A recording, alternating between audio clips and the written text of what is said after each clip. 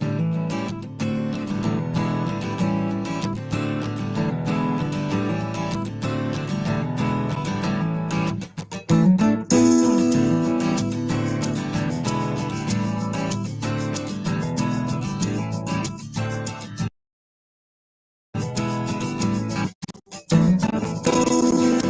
I woke up today flying on a midnight plane, on a midnight plane to nowhere.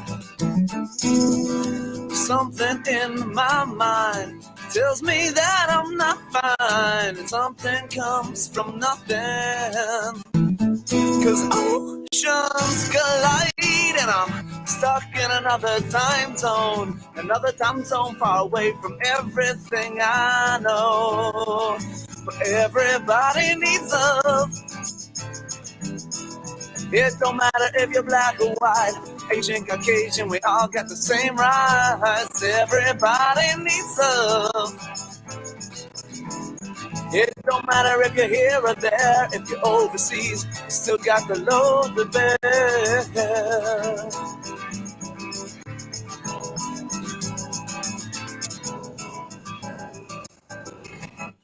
Now sometimes we go too far, other times we just don't know.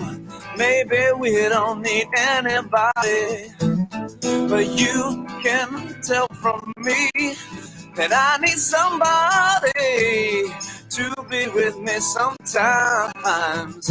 Cause oceans collide and I'm stuck in another time zone far away from everything I care about. And everybody needs love. Everybody needs love. It don't matter if you're black or white, Asian, Caucasian, we all got the same rights. Everybody needs love. Everybody needs love. It don't matter if you're here or there, if you're overseas, you still got the load to bear.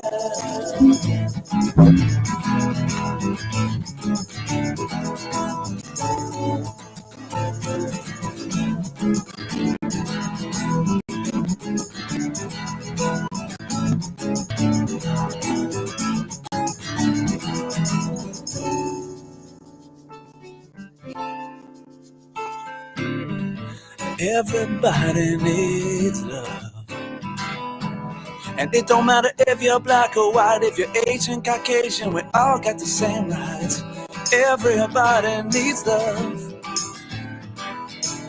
And it don't matter if you're here or there, if you're overseas, you still got the load to bear. Everybody needs, everybody needs love.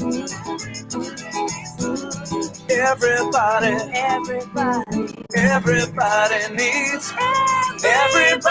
needs love.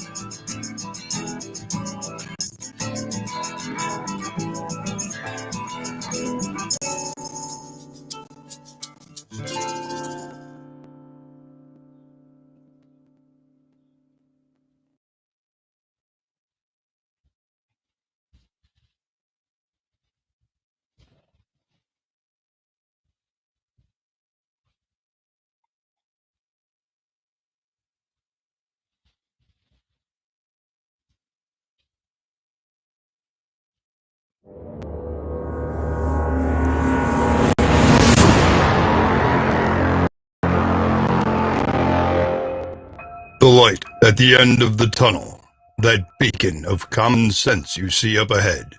The Liberty Lighthouse with Peter Seraphin is on now.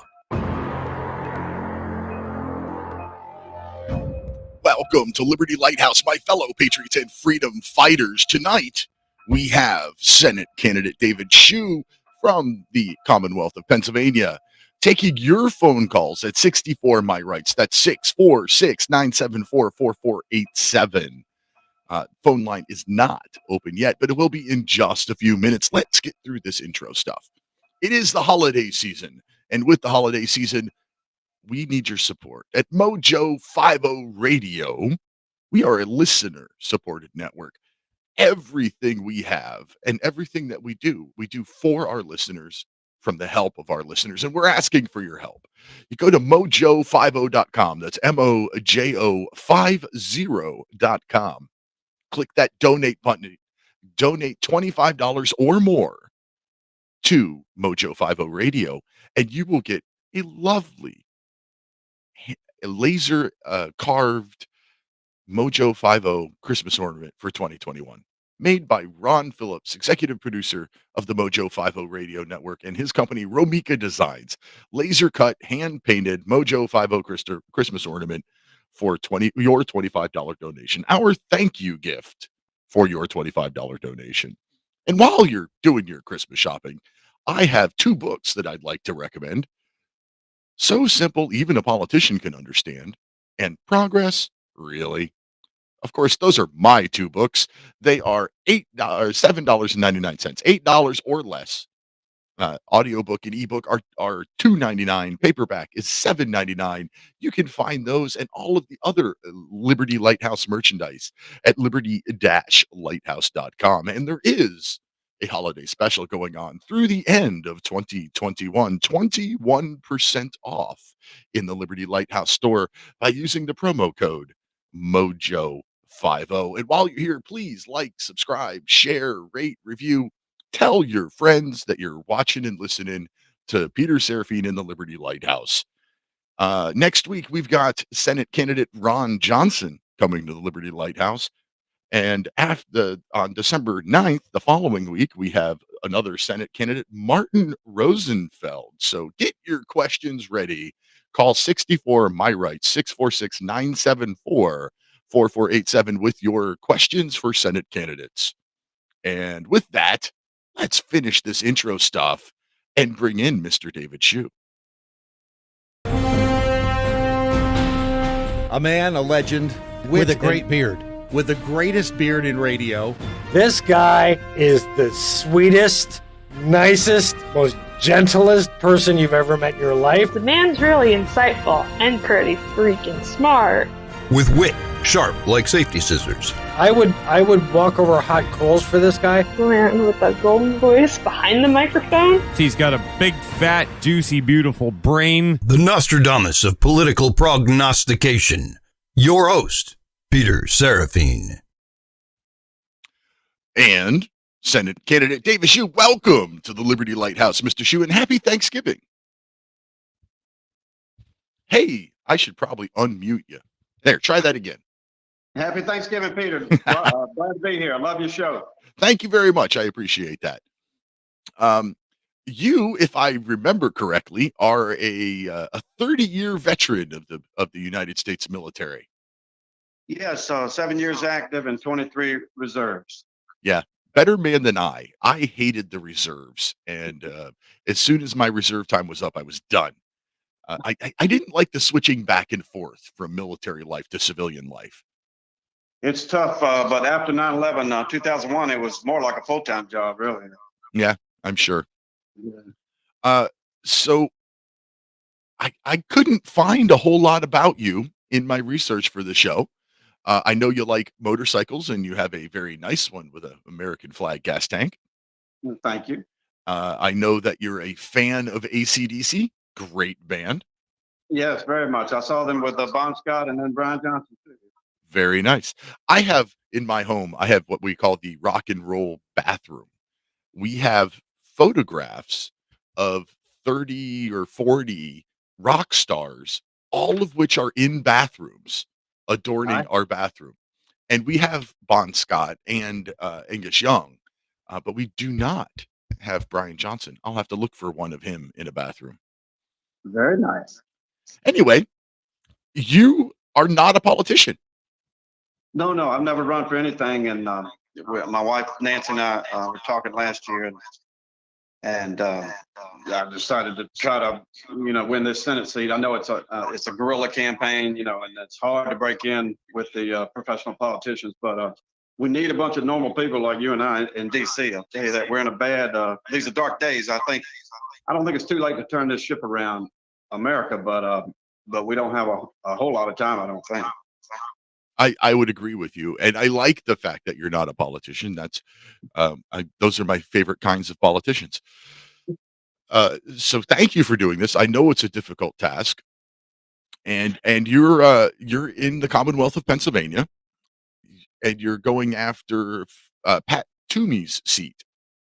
Yes, and I think 27, 28 people are in the race now, according to the FEC, and so I like my odds, but I need a miracle.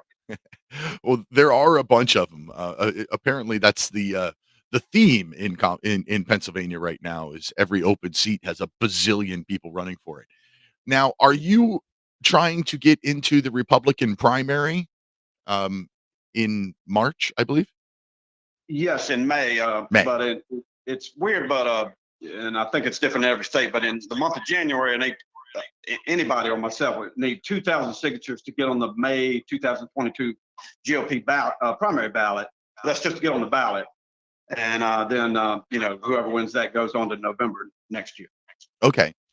Now, your website specifically mentions the Convention of States, a cause that I also support. It mentions small government and limited government and going back to the Constitution. Your website is very conservative, like too conservative for the Republican Party. Have you considered running under any of the third party or as an independent, running as possibly Constitution Party or Libertarian Party, or are you heart set on running as a Republican? I just think it's hard enough being in the GOP and winning, but I think I'll stay with the GOP this time. And then if I go down in flames, I could readjust. If I run for another office, maybe go independent. And I remember I watched your show talking about Ross Perot. I voted for Ross Perot, and I kind of regretted it because it threw Clinton in there. But then I didn't regret it because he was a good businessman. He wanted to cut spending, and he was right about NAFTA sent a bunch of great jobs to Mexico and China and Vietnam. That was ridiculous. It hurt a lot of people. I was too young to vote for Ross Perot, but I remember thinking, I like this guy until he seemed to go crazy at the end. And but now, knowing what we know now about how much our government really does meddle with people's lives, maybe he wasn't crazy. No, I don't think so. And just a little bit about myself. In the 2000s, I ran the business program at a community college in North Carolina, and we had in 2002, 2003, just tens of thousands of people were laid off from the textile mills down in North Carolina. It was sad, very sad. So they came to us for instruction at the community college, and they didn't want to go to school. They just wanted a good job and to live their lives, and it was very heartbreaking and to help them get educated and get another job. But it never should have happened, though, in my opinion. Lots of things happen that shouldn't happen. Right. First off, before I forget, let's open the phone lines. We'll turn on the phones here. There we go. Phone line is open. Anybody who wishes can call in and ask David Shue questions. David Shue is candidate for Pat Toomey's seat in the Senate that he's vacating this coming year, not 2021, of course. I have a few recorded questions. Many of them were for previous episodes where people called in and they were asking for governors. They were asking questions of governor candidates. So some of them we might have to tweak a little bit to fit the Senate because there are different things. But this one in particular, this question came into me today and I haven't even listened to it yet. So let's see what it is. Good morning and happy Thanksgiving to you. I'm just wondering, you got that call with two governors. Where do they stand on the elimination of property school taxes without taxing pensions? You have a nice day and God bless. Okay. I don't know how relevant that is as a senator. We can address, however, the taxing pensions portion of that. How do you feel about taxing pensions and Social Security? Yeah, I don't like that.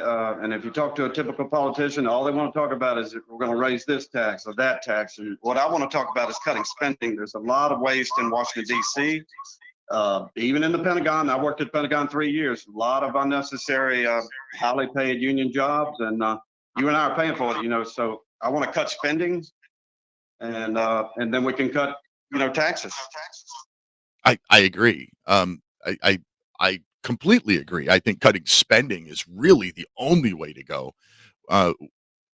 We are spending almost $1 trillion a year more as a nation than we are bringing in, and our government seems to think that tax cuts are a problem. Well, no, the problem is your spending. It's not what's coming in, it's what's going out.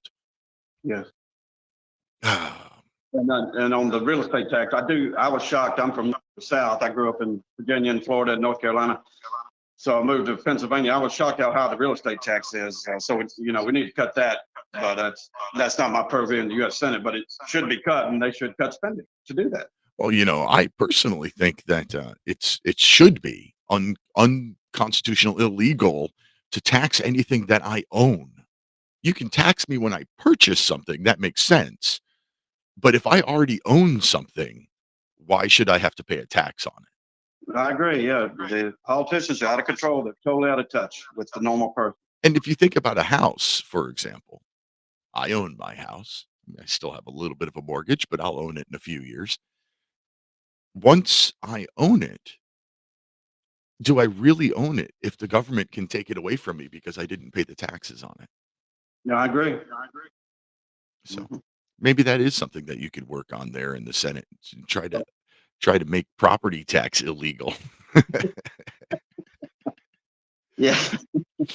Oh, funny, but it would be great if it could be done. Yeah. All right. Here's one of my favorite questions of politicians. Hi, Peter. It's Justin McGill. I always ask candidates one question, and that's what do they think the purpose of government is?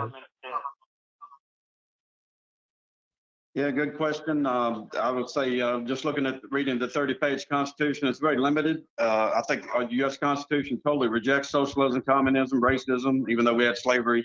We got rid of that, thank God. So the government, I think, should have a big responsibility to protect all the citizens. And right now, our border is wide open. That's ridiculous. That's an impeachable offense, I think, with Biden and Harris and whoever's doing that. It's ridiculous. And maybe infrastructure, help with the infrastructure. What happens now is the people in D.C. that in the House and Senate, and White House, I think they're misinterpreting the Constitution where it says the general welfare clause, and they take that to mean we could take from Peter and give to Dave. That's not in the Constitution. None of that. Just it's way out of control. But the purpose of government is very limited. In my opinion. Okay, I say this to everybody who answers that question. Your answer was great, but it's still wrong. There's only one answer to what is the purpose of government, and that is what Thomas Jefferson wrote in the Declaration of Independence. Governments are instituted amongst men to protect our inalienable rights. That is the purpose. The only purpose of government is to protect my rights, not to take them away, not to divvy them out, not to levy them. I agree. It is to protect my rights. Yeah. However, your answer was pretty good. I forgot. I had something else to say there, and I forgot what it was already. Let's see. I don't know. Let's just keep moving on. Why don't we take this time? How long have we been doing? Yeah, let's time. Let's take just a 60-second break to run an ad for something that I greatly appreciate. If you call yourself a conservative, I have a question for you. What are you trying to conserve? The $29 trillion national debt and the continued out-of-control spending? The status quo of a bloated and corrupt federal government? The deterioration of a moral society? Become a constitutionalist. Conserve the unalienable rights of we the people and the document that is supposed to restrict our government and protect our rights. Support the Constitution Party, the only nationally recognized political party that stands for the founding principles of the U.S. Constitution. Every point of the Constitution Party platform is tied directly to that founding document which made the United States a great nation. Learn more, join, and support the Constitution Party at constitutionparty.com or your state's Constitution Party website. Sedition? Yes. Mojo 50. Thank you very much. If you're just joining us here in the Liberty Lighthouse, we have on the line with us David Hsu, Senate candidate from the Commonwealth of Pennsylvania. And we're taking your phone calls. So call 64 My Rights. That's 646-974-4487. And let's see. Tell me a little, let's just do a general introductory statement. David, what can you tell me about yourself?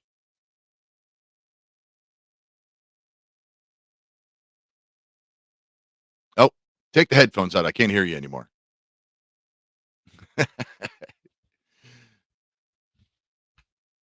Technical difficulties all around tonight, folks. This is what happens when you have a live show. Yeah. There we go. Look, there you go. Okay, hear me now. Hear you fine. Okay, you just wanted a little background on me. Yeah. Tell me a little bit about yourself. Yeah, so I grew up in Florida and North Carolina and Virginia, and I was in the Army 30 years, 7 years active, 23 reserves. I've taught at the community college and several colleges in North Carolina, and had 20 instructors, and I owned my own business a long time ago. Did set up and maintain PC networks, and I married a lovely lady from China, Nancy, and in China usually the woman doesn't take the man's last name, so I took her name, and she she came to the United States and earned citizenship and everything, and we have one son. He just finished, graduated from NYU in Manhattan, and life is good now. I've never run for anything, and I'm trying to get in the Senate just as a common man, trying to get back to the Constitution, obey the Constitution. I wondered where the shoe came from because you didn't look like a shoe. Yeah. Not to be racist or anything, but No. Where in Florida? Yeah, we lived in Apopka, Florida, right outside of Orlando from 1965 until 1975. I spent 7 years working at Walt Disney World. And I, let's see here, I graduated high school in Satellite Beach and did part of my growing up in Okeechobee. Nice. And West Palm Beach. Nice. I've lived many, many places as well. All right. So you decided that you wanted to do something. And me, when I got that feeling a couple of years ago, I wrote these 2 books and then I started this show. You decided to run for office and you picked the United States Senate. Did you pick that office just because Pat Toomey was leaving and there was going to be a vacancy, or did you just decide to aim high from the get-go for another reason? Well, yeah, I just noticed he was not going to run, and working at the Pentagon, I was on the Joint Staff, and I worked for General Pace, and he went to the National Security Council meetings at the White House, and so I saw all the deep state crap going on in D.C. from the Pentagon. I was at the top of in the basement of the Pentagon for 3 years, and so we've been growing more and more estranged from the U.S. Constitution, and I just want to get back there. Yeah, it is a high office, but I don't really. This is a guerrilla campaign. I don't, I want to win, but I'm realistic. So I think I'm the best qualified person that I know of running for this Senate seat right now. But I've looked at the other 27 people or whatever, 28, and so we just need normal people in government, really. And along those lines, I've got a theory, and I watched your interview with the man who wrote that Redneck Reverie. Yeah, you had a great conversation with him, and I agree that the politicians they've lost touch with the normal working people, and with NAFTA that was ridiculous in the 90s to ship all those jobs to other countries for low income uneducated people. They needed those jobs, and so and also and I think there's a corrupt bargain about 60 years ago made in D.C. But the Democrats said, okay, give us plenty of welfare, and we'll get rich and famous off that. And then the Republican side, the rhinos, we call them, they had a deal where you pump, billions and trillions in the Pentagon and all that. We'll get rich over here and get rich and famous. And neither one serve you and I, normal, common people. That's what's been going on. Well, his name was Cliff Oxford. He wrote a book called Redneck Reverie, and it was that conversation, that interview with Cliff Oxford, that actually sparked in my head the idea for my second book, So Simple Even a Politician Can Understand. Because at some point in that conversation, I said, politicians just don't do simple. And that was the spark that made me think, but they should, they can. Politics doesn't have to be a convoluted mess. There are simple solutions. And Yeah. so within a week, I had started putting pen to paper and started writing. And you know what, along those lines, Peter, in 1971, I think the last amendment was passed to the Constitution.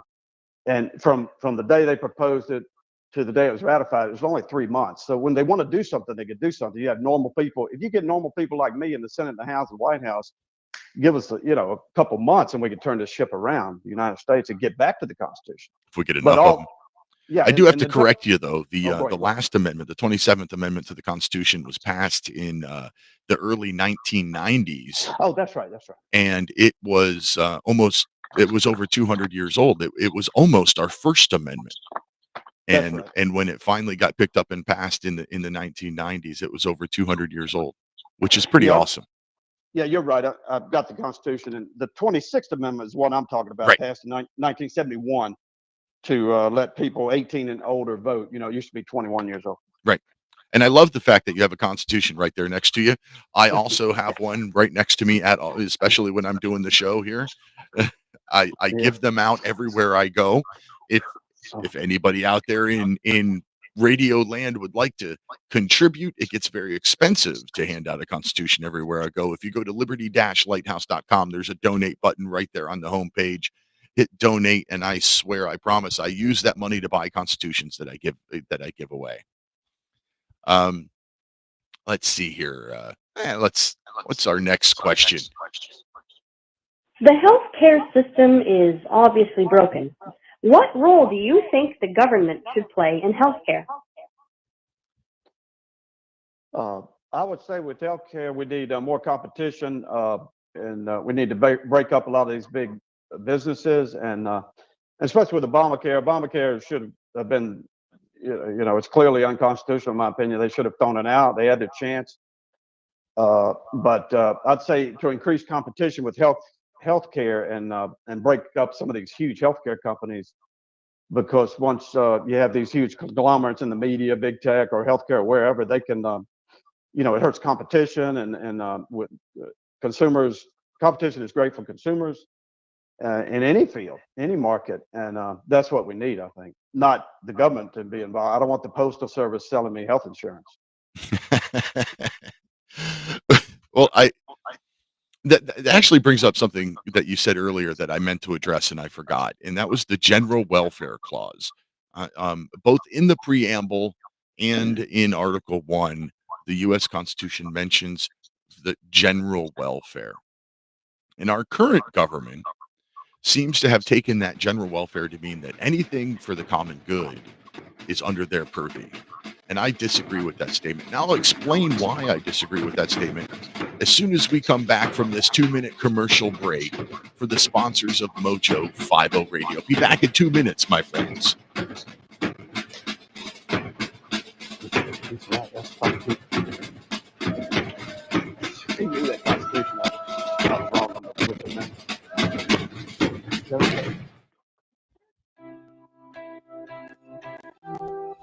If you work with audio, I have to recommend Mayono. It's MAONO.com. And by working with audio, I mean if you live stream, if you host a podcast, if you have a radio show, terrestrial or internet, you should really check them out. I'm using a Mayono microphone right now. It's a condenser microphone. And I'm also using the Mayono Caster, which is a soundboard and mixer combo device that's portable. And I love them both. So like I said, if you work with audio, before you buy your next piece of equipment, do yourself a favor. Go to MAONO.com. And if you decide to buy something, use the discount code Liberty Lighthouse to get yourself 10% off. That's all one word, Liberty Lighthouse at MAONO.com.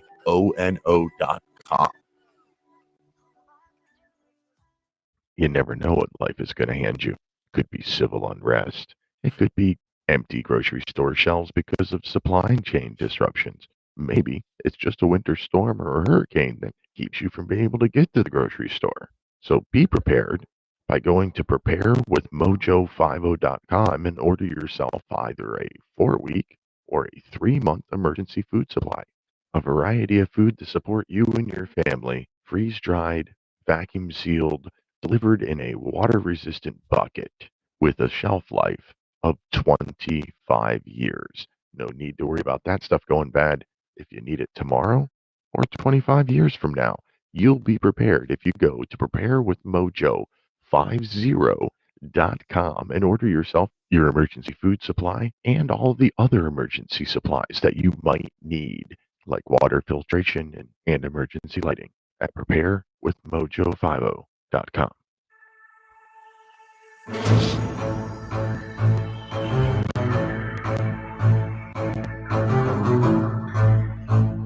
Welcome back to the Liberty Lighthouse. Welcome back indeed. We have Senate candidate David Hsu with us, and we ended the last segment. I was discussing the General Welfare Clause. Our current government seems to think that the General Welfare Clause of the Constitution, both in the preamble and in Article 1, gives the government free range to do whatever they think is for the greater good. And I firmly, strongly, expressly disagree with that statement. There are 36 powers within the Constitution, 30 to 36, depending on who's counting, are listed in Article 1, Section 8, the things the government is allowed to do.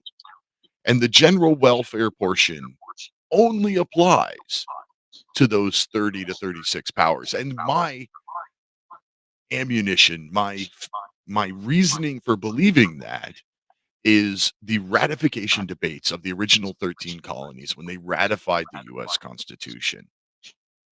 They're only allowed, we have a limited Constitution. They're only allowed to do the things that are listed in the Constitution. And the General Welfare Clause has been greatly perverted, if you ask me. What do you think about that, David? I agree, and it's a product of a lot of bad judges on the Supreme Court and beneath, and they have a weird. They have their interpretations that are not yours and mine. And for example, Obamacare is clearly unconstitutional, but it's been going on for decades and decades. And after FDR got the party started, he tried to pack the court, but thank goodness the Democrats and Republicans laughed him out of the room, in the 1940s when he proposed, or 30s when he proposed that. But Ginsburg was one of the worst people spitting on our Constitution. I saw her speak in D.C. one night, and she did some good things, but she did not respect our Constitution. I'll tell you that. I think when Ruth Bader Ginsburg was interviewed, and I don't remember which outfit was interviewing her, she was interviewed once and asked if she were to form a new nation, what country's constitution would she use as the basis for the new nation's constitution? And her reply wasn't, South Africa or whatever. She didn't. Not only did she not pick the United States Constitution, she said, well, it won't be the United States, and then went on to point out, South Africa and a couple other countries. Hey, we've got our first call in question for Mr. David Hsu. Thanks for calling the Liberty Lighthouse. You're on the air. Hello, everybody. This is Sarah. And how are you going to get the youth to vote in the primary? Great question. How are you going to get the youth to vote in your primary election in May? Thank you, Sarah. Bye-bye. Well, I'm online, on Facebook and Cloud Hub and Twitter and Getter and everywhere. And I think I have some hope with the young people, because I hear these chants at the ball games and everything about Joe Biden and let's go, Brandon. Yeah, let's go. But I talk to young people. I roam around Ashland. We're in cold country, and whenever I'm out, I talk to young people, and they've been lied to for the last at least 5 years. Because a lot of people hate Trump. But but just online, and I'm just trying to talk about the future. And I think our younger generation is smart enough to know that free everything is unsustainable, and stupid. But I think most of Americans' youth understand that, and they'll take the free money, like what it was at 2000 last year, whatever. But hopefully they'll realize that this is a capitalistic country, and I love dog eat dog capitalism. And if you obey the Constitution, it rejects socialism and communism.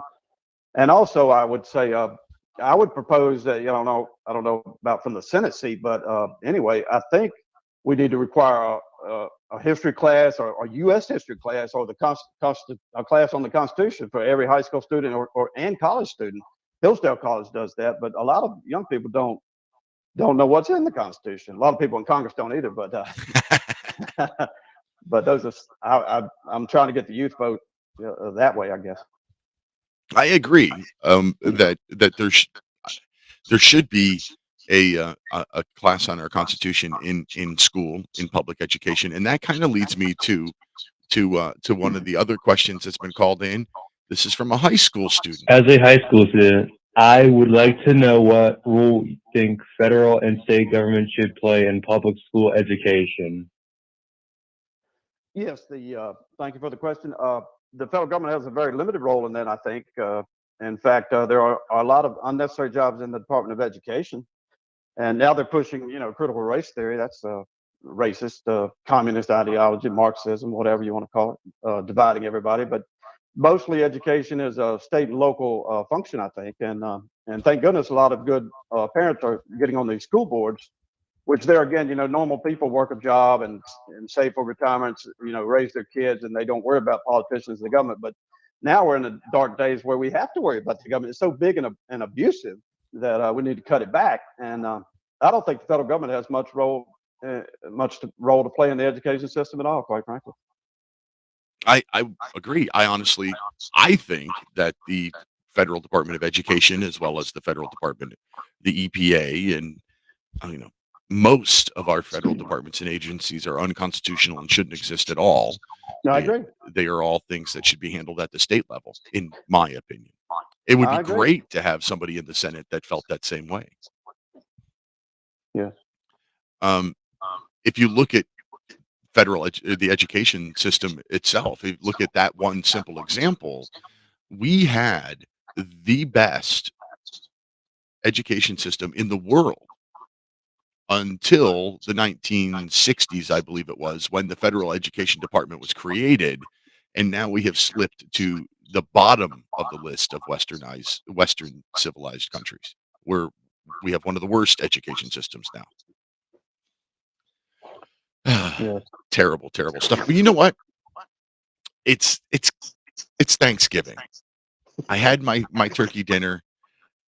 We've moved on past Thanksgiving, and it's now officially holiday season. So I have a little fun something that I made to share with you. All right.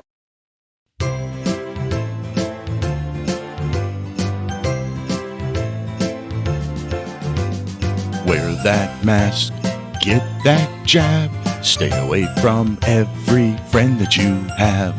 Fauci Claus is coming to town. He's making that list, you won't check it twice. Seems to have a heart that's made of ice. That sad little man is still around. He sees you with that HCQ. He knows that you're not woke. He knows if you're a good little sheep. So go ahead and get that poke. Wear that mask, get that jab. Stay away from every friend that you have. Fauci Claus is coming to town. Making that list, won't check it twice. Seems to have a heart that's made of ice. That sad little man is still around. He sees you with that HCQ. He knows that you're not woke. He knows if you're a good little sheep. So go ahead and get that poke. Wear that mask, get that jab. Stay away from every friend that you have. Fauci Claus is coming to town.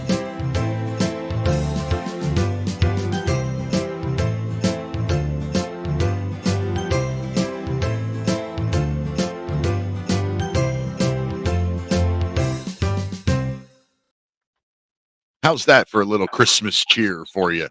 Very nice. I had fun making that. I'll bet. Nobody You have a wants to great hear me voice. sing ever, though, I'm sure. Oh, let's see. What else do we got here? There's another recorded question. Hi, I got a question. So during the COVID pandemic, thousands of small businesses across the nation closed, many of them for good, by the government mandate, while the big box stores reported record profit. As governor, how would you protect the small businesses of your state from future pandemics or national emergencies? So, as governor is how it was worded. So, let's rephrase that. Let's think about that. If we elect you to the United States Senate, what are you going to do to protect small businesses? Yes, we can lay off or close down some of these. It's about 9 million people, full-time employees and contractors working for just the U.S. government now. So, and specifically, the CDC had clearly no constitutional or legal basis to tell landlords they had to rent, not accept rent. People could live in their houses and business free. That was clearly illegal and unconstitutional, and nobody fought it. The Supreme Court should have just eliminated that, a year and a half ago. And so we need to lay off and cut back on government, and it will prevent a lot of mischief, is one way. I agree.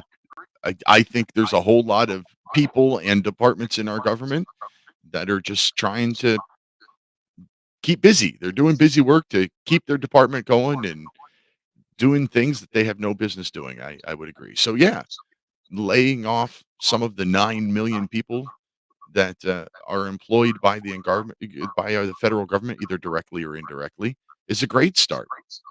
And as a U.S. postal employee, I welcome it. That's good.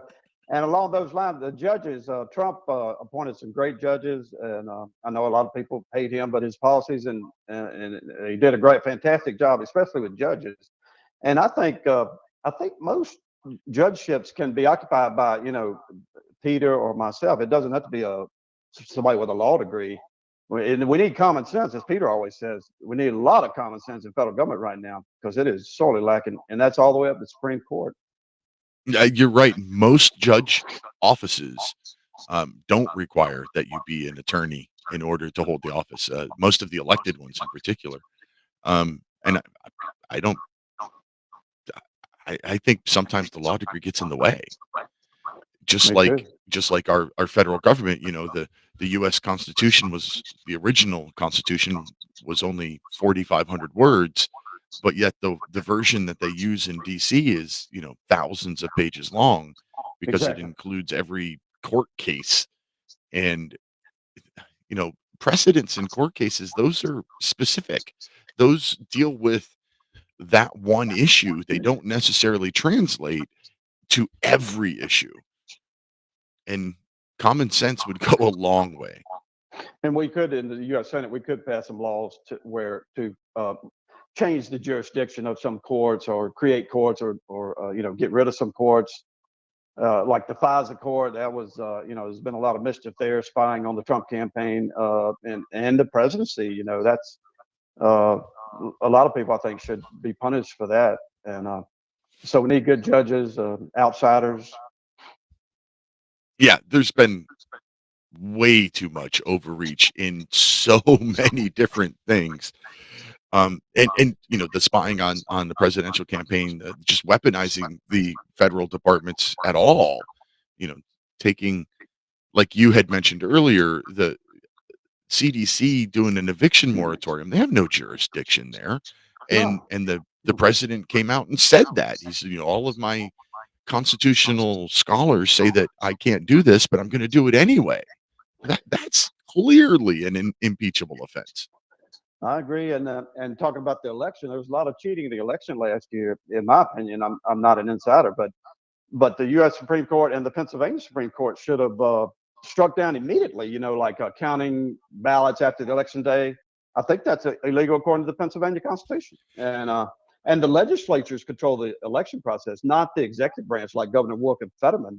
It's up to the legislature, right, to have rules and laws for the elections, not Governor Wolf. I had a listener send me a link I think it was this morning, it could have been yesterday, about Delaware County, Pennsylvania.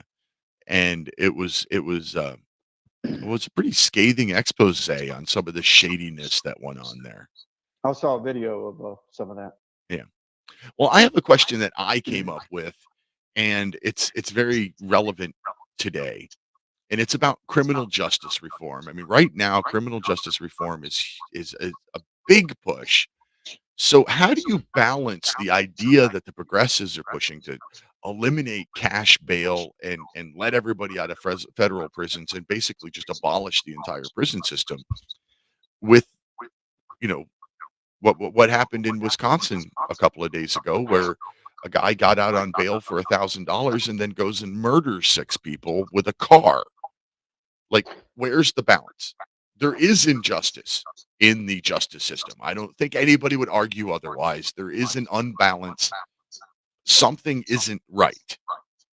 So how do we fix that? How do we balance it out? Yes, good judges. We need to. Anybody talking about communism, socialism should not be approved by the Senate. The president nominates judges, and the Senate confirms them. And we need to. We believe in second chances, but I don't know about third and fourth chances, especially with violent offenders. They need to be. We need to throw the book at the criminals and finish the border to keep a lot of criminals coming across that southern border. And fentanyl, 100,000 Americans died last year from overdose. It's terrible, but that crap shouldn't be here. It's made in China and Mexico, and now it's, killing a bunch of Americans and just getting a bunch of people, stoned. It's so strong. But we need to really take criminal activity seriously. In fact, all those riots last year, I don't think they arrested that many people with the riots and the looting and the killing and all that stuff. That was ridiculous. Protesting's fine, but you can't riot and loot and hurt people. That's crazy. Okay. Are you satisfied with the state of race relations in the United States? Well, I'm from the South, and I think it's amusing that a lot of people talk about systemic racism. I think that's a lie pushed by people wanting power and money, mostly. Now, there's always room for improvement, but I can count. I spent over 40 years in the South, in southern United States, and I can count the races I met on one hand. And I've worked with, everybody got along. I didn't hear about race much until Obama and Biden got in. Then they started secretly, and then not so secretly, calling everybody racist and all the, white people specifically. But systemic racism, I think, is mostly a lie. But we need to. It's not tolerated anywhere, in the whole country. But we need to, just treat everybody equally, equal rights. That's what this whole country's about. And nothing should be based on race. I don't think in the United States. I thought we were beyond that, but apparently not. I agree. I think it's funny when somebody like Joe Biden, who's been in our federal government for now 48 years, talks of systemic racism. Well, Joe, you are the system. I know. There's no evidence to suggest that. Last year, the police arrested, I forget, millions and millions of people, and they, unfortunately, they shot and killed like 1,000 people. But it's, a lot of them, had weapons or they were threatening the police, resisting arrest, and there, I don't think systemic. There is no systemic racism. There's no proof. And then what makes me mad, and maybe probably you too, as a Navy person, specifically in the Pentagon, this General Austin and Milley, they need to be impeached and removed, and because now they're saying systemic racism and is talking about everybody being racist. I don't see it, and I grew up in the South. I don't see it now, and I don't believe that. Like you, I've met a handful of racists in my life, but you're never going to eliminate that. Racism Right. it's a human condition. Right. There will always be racists. You do what we in the United States have done, and you make it illegal to discriminate in jobs and healthcare and things like that. We've done what we can do, and to push the way that our progressive friends are pushing now, it's just racism. It's racism against the white people instead of the people of color. You can't call it reverse racism. It's just racism.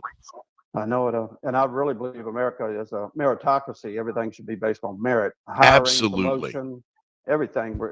Some people want to get away from that, but I think we can turn this ship around because you look at now that a lot of judges are reversing the illegal and unconstitutional things being done by the federal government, state government, local government, and also next year we have the elections. So I think we can turn this around and just make sure America stays a meritocracy where everything's based on merit, and the color of your skin shouldn't matter to anybody. Never really. You notice that, but you can't discriminate.